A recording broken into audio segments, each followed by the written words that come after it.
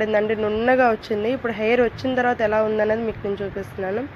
అంత పెద్దగా అండి, అసలు హెయిర్ కూడా కవర్ చేయలేకపోయేది. ఒక్కొక్కసారి అలా రుద్దేదండి, అలా వేడి వచ్చేంత వరకు హ్యాండ్ పెట్టి అలా రుద్దడం వల్ల అట్లా హెయిర్ వచ్చిందండి.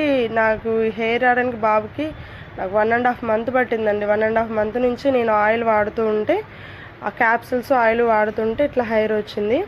అండ్ అసలైతే ఇట్లా రుద్ది చేయడానికి ముందుగా నేను కొంతమందిని అడిగితే వాళ్ళు ఇంజెక్షన్స్ వేయించాలి, అక్కడికి వెళ్ళాలి, ఇక్కడికి వెళ్ళాలి చాలా చెప్పారండి. నాకు హెడ్లో ఇంజెక్షన్స్ వేయించాలనే వరకు నాకు చాలా భయం వేసింది. ఇంజెక్షన్స్ అమ్మ బాబోయ్ ఎలాగానే, పైగా ట్రీట్మెంట్ అంటే ఇంజెక్షన్స్ తలలో వేయడం అంటే అది ఎక్స్పెన్సివ్ ఉంటుందేమో, నేను పెట్టుకోలేను అనేసి కూడా నేను చాలా భయపడ్డాను.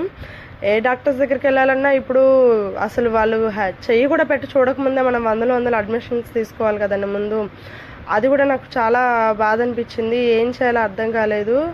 లాస్ట్కి నాకు ఆ బార్బర్ షాప్ అతని వల్ల నాకు ఈ ఫేవర్ అయితే జరిగింది.